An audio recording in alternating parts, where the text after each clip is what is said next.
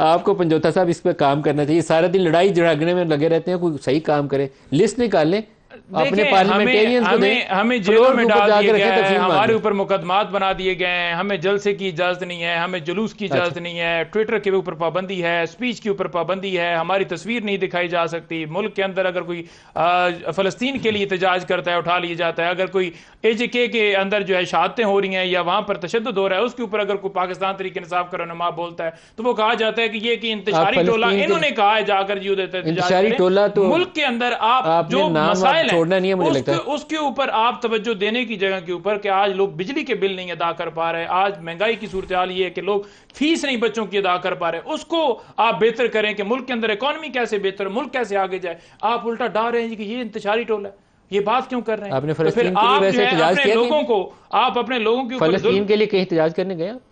دیکھیں فلسطین کے لیے احتجاج کیا, آپ یہاں آ کر کہنا کہ آپ کا کوئی بھائی فوت ہوا ہے اور اس کے اوپر آپ FIR درج کرانے کے لیے جائیں تو آگے PMLN کا کوئی بیٹھا ہوگا MP MNA, وہ کہے گا کہ جی نہیں یہ PTI والا. فلسطین کے لیے احتجاج بھی کریں نا, باقی ان کے خلاف روز کرتے ہیں. احتجاج ہم نے کیا ہے, کوئی نہیں ہم نے بار بار کال دیا, ہم نے احتجاج کیا. یہاں پر آپ کو پریس کلب کے سامنے بھی پتا ہوگا کہ ہمارے لوگ اٹھا لیے گئے تھے. وہ ایک دوسرے کے اوپر الزامات کیسے عائد کرتے ہیں, جو مین پروڈکٹیو ایشو ہے. جیسے ابھی پروگرام میں بھی کرپشن پہ بحث شروع کی تھی, اگر نہیں تو میرا الیکشن چرا لیا. پارلیمنٹ کے اندر بھی کوئی اس سے فرق نہیں ہے. خواجہ آصف اور عمر ایوب دیکھیے.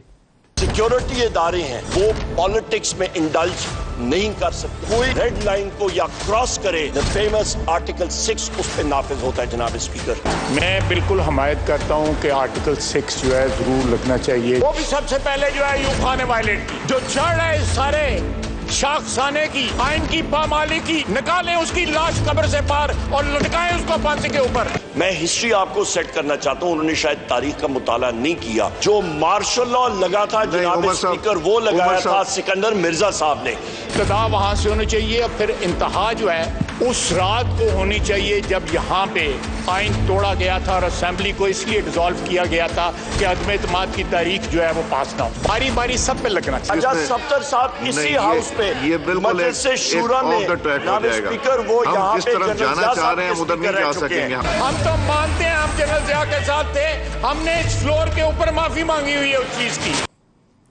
ڈاکٹر صاحب, آرٹیکل 6 آپ نے جنرل مشرف پہ لگانے کی کوشش کی تھی, اس کے بعد جو کچھ آپ نے بھگتا ہوا ہے قیمت کریں گے دوبارہ؟ وہ 4 تو ماشاءاللہ ہیں ہی, ان کو پکڑیں گے سارے. دیکھیں ملک صاحب, اکیڈیمک ڈسکشن جو ہے اس ٹاپک پہ بالکل ہو سکتی ہے, لیکن میں یہ بات کروں گا کہ یہ ساری جو سپیچز آپ نے سنائی ہیں, ان کے ساتھ جو زیادہ ریلیونٹ باتیں ہیں وہ ہیں جو عوام سننا چاہتے ہیں. میں آپ کو بالکل وثوق سے یہ بات کہتا ہوں کہ اس گفتگو سے عوام کو کوئی بھلا نہیں ہونا. عوام اس وقت جن ایشوز کے اندر مبتلا ہیں, جس کے لیے ہم کہہ رہے ہیں کہ ان چیزوں کو درست کرنے کی ضرورت ہے.